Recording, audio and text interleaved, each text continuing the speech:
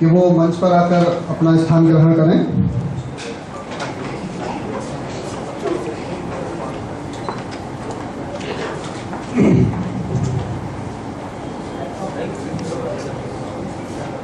अधिकारीगण का मैं प्रदीप राघव यूएचआई परिवार की तरफ से स्वागत एवं अभिनंदन करता हूं। आज का ये कार्यक्रम यूएचआई के सहयोग से विकलांग मनोबुद्धि कल्याण समिति द्वारा श्रीमान जिलाधिकारी महोदय जी, वरिष्ठ पुलिस अधीक्षक नगर श्री डीएन मिश्रा जी, अपर निदेशक चिकित्सा एवं स्वास्थ्य अलीगढ़ डॉक्टर आरपी सिंह जी, मुख्य चिकित्सा अधिकारी Aligarh mister Nazir Haider UNICEF, professor Abdul Matim HOD department of sociology and social worker AMU, Anju Singh परियोजना अधिकारी डूडा। मैं आप सभी से अनुरोध करूंगा जो बुके देकर हमारे अतिथि जिलाधिकारी महोदय का स्वागत करें। जोरदार तालियों से। मैं फिर से निवेदन करूंगा योगेंद्र सिंह जी से कि वो हमारे विशिष्ट अतिथि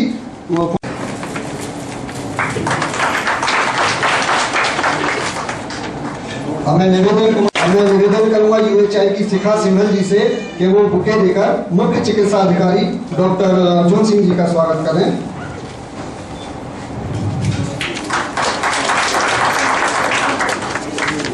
सोमेन जी से वो डॉक्टर ए के सिंह सीएमएस मलखान सिंह का बुके देकर स्वागत करें। मैं निवेदन करूंगा ज्ञानित करके करते हैं तो मैं विकलांग कल्याण मनोबुद्धि समिति की तरफ से सोमेन जी से अनुरोध करूंगा कि वो मंचासीन अतिथिगण से दीप प्रज्वलित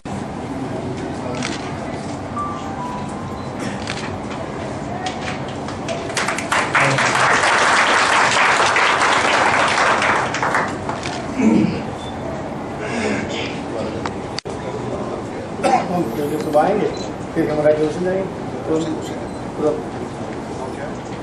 पुराना मामला है वो करने दबा रहा है। 1997 में संस्था का गठन नैनीताल जनपद के हल्द्वानी में किया गया था। संस्था वहाँ पर एक मंदबुद्धि बच्चों के स्कूल का संचालन 1996 से कर रही है, जिसको सामाजिक न्याय अधिकारिता मंत्रालय भारत सरकार का अनुदान प्राप्त हो रहा है। उसके बाद 2007 से संस्था ने जनपद अलीगढ़, जनपद हाथरस, जनपद मथुरा में कार्य करना शुरू करा। संस्था द्वारा भिन्न प्रोजेक्टों पर काम करा गया है, जिसमें integrated low cost sanitation scheme के अंतर्गत जो है शौचालयों का निर्माण खैर, जट्टारी एवं जनपद हाथरस में किया गया। उसके बाद किशोरी शक्ति योजना के अंतर्गत किशोरियों को प्रशिक्षण दिया गया। डूडा के अन्य स्वर्ण जयंती शहरी रोजगार योजना की स्टेप अप योजना के अंतर्गत कार्य किया गया। बीपीएल सर्वे संस्था द्वारा अलीगढ़, हाथरस, मथुरा में पूरा बीपीएल सर्वे संस्था द्वारा किया गया है। अब समय कम है और मुख्य अतिथि को भी थोड़ा समय दिया वो है, तो मैं ज़्यादा समय न देते हुए इतना कहना चाहूँगा। उसके बाद हमारी संस्था परिवार नियोजन के क्षेत्र में यूएचआई के सहयोग से अलीगढ़ में काम कर रही है और संस्था उनका तहे दिल से स्वागत करती हूँ। आज यूएचआई की तरफ से और कैसे कार्य कर रही है शहर में, उसके बारे में छोटा सा प्रेजेंटेशन प्रस्तुत करना चाहूंगी। इसमें जो यूएचआई का मेन काम है वो एक तो कॉन्ट्रासेप्शन के इस्तेमाल को बढ़ावा देना, उसके लिए डिमांड जनरेट करना, क्वालिटी सर्विस प्रदान करना, साथ में जो अच्छी लर्निंग्स है उनको स्केल अप करना। ये 4 चीजों पे यूएचआई काम कर रहा है, जिसके तहत हम अलीगढ़ के अलावा बाकी 10 शहर और हैं जहाँ पे हम काम कर रहे हैं। और आउट ऑफ इंडिया ये 3 और देशों में चल रहा है, जैसे नाइजीरिया, कीनिया और सेनेगल में भी, और भारत उसमें से एक और है। यूएचआई के तहत हम जो कवर एरिया है वो करीबन 6 लाख आबादी हम कवर कर रहे हैं, जिसमें अर्बन के साथ साथ कुछ पेरी अर्बन एरियाज भी हम कवर कर रहे हैं।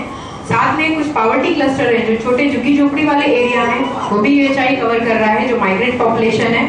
जिला अस्पताल, दीनदयाल अस्पताल और साथ में हमारे मेडिकल कॉलेज के साथ ये हमारे 3 सर्विस डिलीवरी पॉइंट्स हैं, बड़े सर्विस डिलीवरी पॉइंट हैं, जिनके पास हम केस अपने मोबिलाइज करते हैं।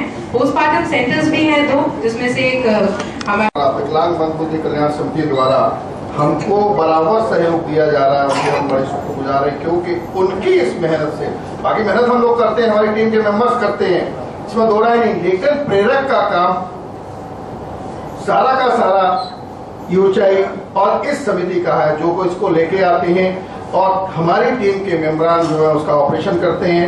तो पर्पज ये उनके इस क्रिया से ही हम लोग स्टेट में नंबर 1 हैं। और ये हमने अभी समिति के लोगों से कहा है कि इस तरह से मॉनिटरिंग करें कि शुरू से ही हमको पर मंथ केस मिलते हैं, जिससे कि एंड में हमको डबल कैंपिंग न करनी पड़े।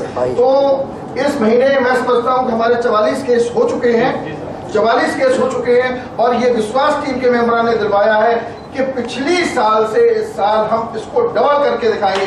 तो हम इसके लिए बड़े शुक्रगुजार हैं इनके लिए। बाकी जितना भी हमारी टीम है और हमारी आशाएं हैं एनएम है, उनसे हमने ये कहा हुआ है कि किसी भी लेवल पर कहीं पर बड़ी यदि हेल्प हो और कैंप कराना हो तो हमारी ये टीम के मेंबर शहर वहां पहुंचेंगे और सारे केस वहां किए जाएंगे। इसमें जितने भी हमारे टीम के मेंबर्स हैं, डॉक्टर ए के सिंह की टीम, डॉक्टर बिहारी और डॉक्टर रामचंद्र जी, तो सभी से हमारी गुजारिश रहती है कि छुट्टी के दिन भी ये अपना टाइम निकालकर इन केसों को करते हैं, जिसमें कि मरीजों को किसी भी तरह की परेशानी का सामना नहीं करना पड़ता है। और मैं ये समझता हूँ किसी भी तरह की ऑपरेशन करने के बाद, मेल ऑपरेशन करने के बाद किसी भी तरह की मरीजों को किसी भी तरह की आदरणीय डीएम साहब, सीएम साहब, सभी को मेरा नमस्कार। हमारा 5 बच्चे यहाँ पे और हम कॉन्डम वगैरह इस्तेमाल करते थे, परेशानी बनती थी हमको। तो हमको ये संदीप भाई मिले थे, संदीप भाई ने हमको समझाया था पुरुष नसबंदी के बारे में। तो हमने अपनी फैमिली में जाकर के सलाह दी, उन्होंने हमारा सहयोग किया, हमने पुरुष नसबंदी कराई, हमें कोई दिक्कत नहीं है, सही है। 2-3 दिन में हम बिल्कुल फिट हो गए। धन्यवाद साहब। के बाद आया उपस्थित सभी सम्मानित नागरिकों, नसबंदी को अपनाने वाले लाभार्थी, उनको प्रेरित करने वाले और उनको ही सेवा प्रदान करने वाले सेवा प्रदाता, मैं आप सबका यहाँ इस हॉल में हार्दिक स्वागत करता हूं। मुझसे कहा गया कि सब कुछ करिए, क्या कहूं?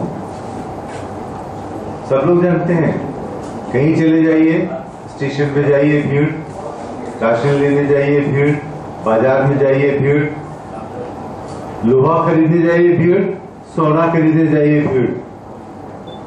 तो पॉपुलेशन एक्सप्लोजन जिस तरीके से हो रहा है वो सब जानते हैं और इसको रोकना भी चाहते हैं, रोकने के साधन है, लेकिन यह इच्छा भी है, अनमेट नीड है ऑलरेडी, लेकिन उस नीड, अनमेट नीड को पहचानना और उसको फुलफिल करना, ये एक बहुत बड़ा चैलेंज है।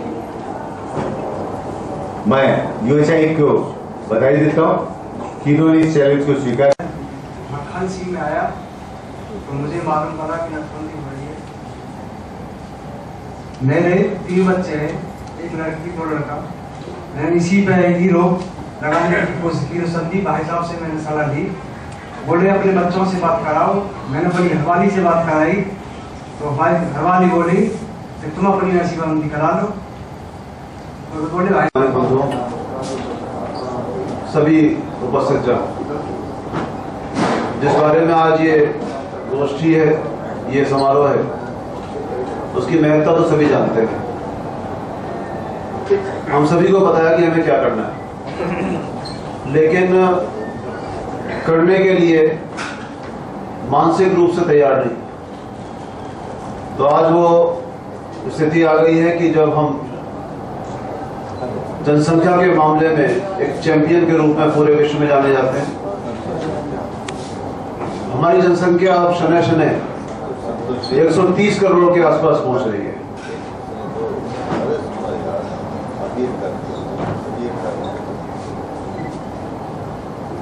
हमारा प्रदेश जो सबसे बड़ी जनसंख्या का प्रदेश है, 20 करोड़ से ऊपर पहुंच रहा है। और हमारा अपना जनपद, जिसमें पिछली बार जब सेंसस हुआ था, आज से 13 साल पहले, 12 साल पहले, उस समय आबादी लगभग 30 लाख थी। अब जब फिगर्स आ जाएंगी 2011 की तो करीब 40 लाख पहुंचेगा। तो हमारे कपल्स कितने हैं, हमारे टारगेट कपल्स कितने हैं, ये सब सूचनाएं स्वास्थ्य विभाग के पास रहती है। और उन कपल्स में से कितने लोग प्रेरित हो पा रहे हैं, कितनी नसबंदी करा रहे हैं, और हम जो अचीवमेंट हमने किया है, अभी एडी बता रहे थे कि अचीवमेंट जो भी हुआ है कम है, लेकिन फिर भी हम प्रदेश में सबसे आगे हैं। तो ये सब्जेक्टिव चीज हो गई कि औरों के मुकाबले तो हमने बहुत अच्छा किया। हमने एक क्लास में परीक्षा दी, सभी ने सामान किया, हमने थोड़ा बहुत अच्छा किया तो हम फर्स्ट हो गए। चल रहा लेकिन उतने में भी फर्स्ट हो गए तो उसके लिए तो यूएचआई को बधाई मैं देता हूं। और ये विकलांग मंदबुद्धि कल्याण समिति और उसके साथ 4 एनजीओ के ऑर्डर में नाम पड़ रहा था, उनका भी कुछ योगदान रहा होगा, उनको बधाई। लेकिन साथ साथ हमें ये देखना है कि हमको कंपटीशन किसी से नहीं करना है, हमको हमारा टारगेट क्या है उससे कंपटीशन करना है। तो our competition is against the target of the target couples in this district. और ऐसे कपल्स को टारगेट करना है जो अज्ञानता की वजह से इस कार्य हेतु सहमत नहीं होते। अभी यूएचआई की जो पदाधिकारी हैं उन्होंने कई स्लाइड्स दिखाई जिसमें उन्होंने कहा कि हम लोगों ने जो पुअरेस्ट ऑफ पुअर हैं उनको टारगेट किया हुआ है, जो रिच या रिचेस्ट हैं उनको कम किया हुआ है, और हमारी प्रगति वहां पर अच्छी है। ये अच्छी बात है, क्योंकि जो गरीब तबका है उसमें तालीम भी नहीं है, जानकारी नहीं है, वे जानते नहीं कि हम अच्छा कर रहे हैं बुरा कर रहे हैं। हमारी अगर महीने भर की आमदनी मुश्किल से 2-3 हजार रुपए है और उसमें हम लोग एक बड़ी संख्या में बच्चे पैदा कर दे रहे हैं, तो उनको उसका पूरा इकोनॉमिक्स बताना चाहिए। उनको बताना चाहिए, जितने यहाँ बैठे हुए हैं जिन्होंने ऑपरेशन कराया, उनके दिमाग में एक बहुत बड़ी एक भ्रांति है, एक मिथ है कि जितने बच्चे ज्यादा होंगे परिवार उतना ज्यादा समृद्ध होगा। ये छोटे छोटे बच्चों को विभिन्न, जैसे यहाँ ताला का काम है, लॉक इंडस्ट्री यहाँ है, लाइक कॉटेज इंडस्ट्री, ये अनऑर्गेनाइज सेक्टर में ज्यादातर है। फैक्ट्रीज बहुत कम है ताले की, अनऑर्गेनाइज सेक्टर में जॉब ये लोग करते हैं। आई हैव सीन 4-5 साल 6 साल में निम्बल फिंगर्स, जिनकी उंगलियां बहुत बढ़िया काम करती हैं छोटे छोटे पार्ट्स हैंडल करने में, घर में 5-6 बच्चे पैदा कर दिए और सबको भेज दिया काम में, और वो लोग दे आर एक्सप्लॉयटेड। ये हमारे डिप्टी लेबर कमिश्नर बैठे, ही नोस कि उनका एक्सप्लॉयटेशन होता है, और कोई पेरेंट ये कहने को तैयार नहीं कि मेरा बच्चा चाइल्ड लेबर कर रहा। कोई संस्था इस प्रकार का सर्वे नहीं कर पा रही, क्योंकि जब आप सर्वे करने जाएंगे तो आपको कोई मिलेगा नहीं। लेकिन मैं डिग्रेस इसलिए किया आपने मेन पॉइंट से कि आप बच्चे इसलिए पैदा कर रहे हो कि आप समझते हो कि हम गरीब परिवार हैं, और जितने बच्चे पैदा हो जाएंगे उतने हमारे अर्निंग हैंड्स हो जाएंगे। लेकिन आप कौन सा ह्यूमन मटीरियल पैदा कर रहे हो? वो बच्चा ना तो स्वास्थ्य की दृष्टि से स्वस्थ है, ना उसका मानसिक विकास हो पा रहा है, ना वो पढ़ लिख पा रहा है। वो बच्चा केवल एक अपनी दुनिया में रहता है, उसी दुनिया की बातें वो समझता है। इसलिए एक मेजॉरिटी ऑफ करोड़ जैसे हो गए हैं, एक बड़ी संख्या ऐसे हो गई है तो ना तो सोच पा रहे हैं, ना कुछ समझ पा रहे हैं, केवल रोजमर्रा की जिंदगी जी रहे हैं। तो इसलिए इनिशिएटिव बहुत अच्छा है। मैं आपको याद दिलाऊं, मैं बहुत साल पहले जब एसडीएम था तो नसबंदी का कार्यक्रम स्टेट द्वारा एनफोर्स था, और जब मंथली समीक्षा होने का समय आता था तो सारे एसडीएम, सारे तहसीलदार, सारे विभाग के अधिकारी, वीडियोस वगैरह 2-3-4 रात तो सो नहीं पाते थे कि जिला कलेक्टर महोदय तो उल्टे ही टांगेंगे मीटिंग में, क्योंकि हमने नसबंदी का टारगेट ही पूरा नहीं किया। और घूमते फिरते थे, गाड़ियों में बिठाया, यहाँ ले गए वहां ले गए, डॉक्टर सब अपने अपने बिल्कुल अलर्ट रहते थे और नसबंदियां होती थी हजारों। धीरे धीरे करके वो स्टेट की जो एनफोर्समेंट जो प्रोग्राम था वो खत्म हुआ कई कारणों से। अब आपका ऐच्छिक हो गया है, ऑप्शनल है। आप 770 मत कराइए, आप 70 कराइए तो भी आपसे कोई पूछने वाला नहीं कि आपने 70 क्यों करा दी। तो अब 66 वर्ष हो गए इस देश को आजाद हुए, तो सोच कब आएगी? अभी तक गवर्नमेंट के डंडा लेके क्यों घूमे? भाई आपका जीवन है, ईश्वर ने आपको इतना सामर्थ्य दिया कि आप अपने प्रोजेनी, अपने बच्चे पैदा कर सकें। तो बच्चों की शक्ल देखिए, ये समझिए कि मैं इसको क्या भविष्य दूंगा, इसे मैं कैसे पढ़ाई कराऊंगा। आज ये बच्चा पैदा हुआ, मैं आज से 15 साल बाद इसको कैसे देखता हूं, ये क्या कर रहा होगा, जब ये 20 साल का हो जाएगा तब क्या कर रहा होगा। या जहां 5 साल का हुआ उसको भेजा कि जा काम करके आ। तो इसलिए वो जो भाई साहब यहाँ पर आए थे उनको मैंने टोक दिया था, क्योंकि उन्होंने कहा कि मैंने अच्छा किया आपने 5 के बाद तो कराई, नहीं तो यहाँ अलीगढ़ तो चैंपियंस है, 1 से 1, 12 वाले भी, 14 वाले भी। तो व्हाट टाइप, अंग्रेजी नहीं बोलूं, हम किस प्रकार का एक भविष्य दे रहे हैं इस देश को, और हम लोग अपने ही सोच से, अपने ही कृत्यों से इतनी बड़ी आबादी पैदा कर दे रहे हैं कि वो अनमैनेजेबल हो गया है। अभी डॉक्टर सिंह कह रहे थे कि साहब जहां जाओ वहां लाइन है, तो लाइन तो होनी है। और सही मायने में बताऊं, यहाँ लाइन को लगाता है कि नहीं है भारतवर्ष में? यहाँ तो माइट इज राइट। यहाँ कहीं आप चले जाइए तो जो तगड़ा होगा या जो जितना बदतमीज और बेशरम होगा वही सबसे आगे पहुंचेगा। जो लाइनिंग और क्यूइंग का सिस्टम है वो तो विदेशों, वेस्टर्न वर्ल्ड में है या एशियन वर्ल्ड में है, जो नॉर्थ एशियन कंट्रीज है, जापान, चाइना वगैरह, या साउथ ईस्ट एशियन कंट्रीज हैं जहाँ डिसिप्लिन। हमारे यहाँ तो कोई माइट इज राइट है, जो ताकतवर है वो बढ़ेगा आगे। तो इतनी बड़ी जनसंख्या हम लोगों ने पैदा कर ली है। हमारे इस प्रदेश का, उत्तर प्रदेश का जो इतिहास है वो सबसे समृद्ध, सबसे सुदृढ़ और सबसे स्मरणीय इतिहास है, अगर आप शुरू से भी देखें। और आज क्या पोजीशन है कि हम 28 स्टेट्स में जो प्रति व्यक्ति आए हैं पर कैपिटा इनकम, उसमें नीचे से दूसरे हैं। तो नीचे से दूसरे क्यों हैं? क्योंकि हम व्यक्ति इतने हैं, 20 करोड़ हैं। अगर 20 करोड़ ना होते, 10 करोड़ होते तो हम कहीं और ऊपर होते। आप में से बहुत लोग जो सक्षम है, सबसे highest per capita income Goa की है। आप गोवा जाइए, आपको लगेगा नहीं कि आप इस देश का भाग हैं। आप गोवा ही को जाएं, आप ये दिल्ली से बस पकड़िए, NH1 में आप पंजाब चले जाइए, go to Ludhiana, go to Amritsar, go to Jalandhar. आप रास्ते में समझोगे यार विदेश में आ गया मैं तो। यहाँ तो मुझे कोई गरीब आदमी नहीं दिख रहा, यहाँ तो कोई मुझे छोटी गाड़ियां नहीं दिखाई पड़ रही, यहाँ के रेस्टोरेंट और होटल तो कितने विशालता में। तो क्योंकि पर कैपिटा इनकम, प्रति व्यक्ति आय ज्यादा है। आप एक्सप्रेस वे नोएडा से, जब एक्सप्रेस वे से उतरते हैं, नोएडा से आप चलते हैं, जैसे आप टप्पल में उतरते हैं आप समझते हैं गांव में आ गया। क्यों आ गया? उसका रीजन है per capita income of Noida, of Delhi and per capita income of Aligarh. उसमें तो जमीन आसमान नहीं, आसमान और पाताल का डिफरेंस है। इसीलिए आपको उसके जो मैनिफेस्टेशंस हैं, जो उसके प्रदर्शनकारी जो इंडिकेशंस है वो क्या है? ढकेल मिलेगा, खोखा मिलेगा, खोमचा मिलेगा। गांव का आदमी है, खाने को रोटी नहीं है, तो वो एक ढकेल लेकर और मंडी समिति में जाके कुछ किलो सब्जी या फल खरीद कर बेचता है, तो दिन के एंड में 200, 300, 400 रुपए कमा के अपने बच्चों का पेट भरता है। तो ये गरीबी इसलिए हो रही है क्योंकि जनसंख्या हमारी बढ़ रही है, हम लोग इस बात को सोच ही नहीं रहे।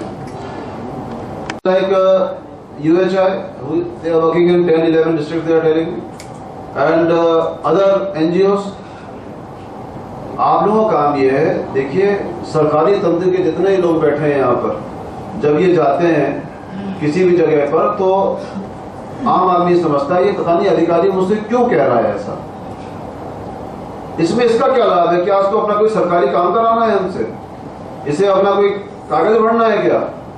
लेकिन जब आप में से नॉन गवर्नमेंटल ऑर्गेनाइजेशंस, एनजीओस, लड़के लड़कियां जब ये जाएंगे, साथ बैठेंगे, अपनी फोटोग्राफ दिखा लेते हैं स्लाइड्स पे, तो बात ज्यादा समझ में आती है। तो इसलिए आपको अपनी एक्टिविटी को और एक्सपेंड करना चाहिए। It is good you are working with the poor people and the poorest people, but you should also go in the middle level, क्योंकि इंडिया का जो और अलीगढ़ का भी middle class is expanding, middle class बड़ा होता चला जा रहा है। ये बात अपनी जगह सही है कि जो गरीब है वो ज्यादा बच्चे पैदा कर रहे हैं, मिडिल क्लास कम कर रहा है, जो रिचेस्ट है वो और कम कर रहे हैं। लेकिन आपका फोकस सब जगह होना चाहिए। मैं उस दिन आप फोटोग्राफ में दिखा रहे थे, जब बरखान हॉस्पिटल के इंस्पेक्शन में गया था तो वहां देखा था मैंने आपके, और संदीप शायद वही बैठे थे जिसका नाम बार बार आ रहा है। कौन है संदीप? इनके 150 के अंदर। हाँ, तो संदीप वहां बैठे थे, लेकिन संदीप 150 इज नथिंग यार। मतलब the way you are working and the place you are sitting at and the population you have, the targeted couples number you have, तो this should absolutely and immediately increase. And you have very enthusiastic team, आपकी पूरी team बहुत enthusiastic है। मुझसे time लेके ही लोग आते रहते हैं मुझसे बताने अपने पूरे स्कीम्स के बारे में। तो मुझे ये कहना है कि इसमें सोच की जरूरत है, थोड़ा एक्सपेंशन करिए। IEC is a very important factor. तो डॉक्टर अर्जुन सिंह इनकी हेल्प करिए। जब तक आप पब्लिसिटी अच्छी नहीं करोगे तो लोगों को पता नहीं चलेगा हाँ हम करके आ रहे हैं, क्योंकि most of us don't know what we are doing. हमारी तो सुबह हो रही है, शाम हो रही है, जिंदगी तमाम हो रही है, कुछ सोच ही नहीं रहे मोस्ट ऑफ अस। और खासकर गरीब तबका सुबह उठता है रोटी की जुगाड़, रोटी मिले। अभी नगला कलार में घटना हुई, मैं जब मौके पे गया तो आई वाज शॉक्ड सी, मुश्किल से 16 वर्ग गज में तो एक कपल, उनकी मां और 6 बच्चे, 16 वर्ग गज, जितने में कारपेट से भी छोटा, और 6 बच्चे। बड़ा बच्चा 26 साल का, छोटी बेचारी जो खत्म हो गई वो 5-6 साल की। तो बच्चा पैदा करने की फैक्ट्री लगी हुई, मशीन। तो इन लोगों में सोच नहीं है, उनको कुछ समझाने वाला नहीं है। गरीबी में बच्चे पैदा कर रहे हैं, जो बच्चा पैदा हो रहा है उसकी जिंदगी नष्ट हो रही है, ना वो पढ़ रहा है, ना अच्छा खा पा रहा है, ना अच्छी सांस ले पा रहा है, ना अच्छे स्कूल में जा रहा है। तो ऐसी जिंदगी से फायदा क्या है? तो इसलिए जो मैसेज है आज का वो ये है कि उसको, जो हमारे साथी आए हुए हैं अपने अपने मोहल्लों में, गाँव में जाएंगे तो ये बात बताइए कि भाई आज डीएम साहब के फंक्शन में गए थे तो डीएम साहब ऐसा ऐसा कह रहे थे, समझने की बात है। जो हमारे गवर्नमेंटल सेक्शन और जो हमारे नॉन गवर्नमेंटल लगे हुए हैं उनको चाहिए कि ज्यादा से ज्यादा इसमें अचीवमेंट करें। I know there is no target given in this, लेकिन it is a social target. Social target है ना, इसमें किसको दिखाना है? वो तो हमें करके खुद का सेटिस्फेक्शन है कि हमने ऐसा किया। तो we should indulge into this. इस प्रोग्राम के आयोजन के लिए मैं ये नहीं कर रहा हूँ भाई यूएचआई वाले, ये नहीं कह रहा हूँ कि आपने कुछ किया नहीं, आपने किया है, लेकिन सब्जेक्टिव है। What others are doing, that you are comparing. Don't compare with others. आप क्या कर सकते हो उसको अपने आप को आंखो उससे, और आगे बढ़िए। Whatever support we have to give, we'll give. My whole team will give. I'll give. Thanks. Good wishes. जोरदार तालियों से स्वागत कीजिए।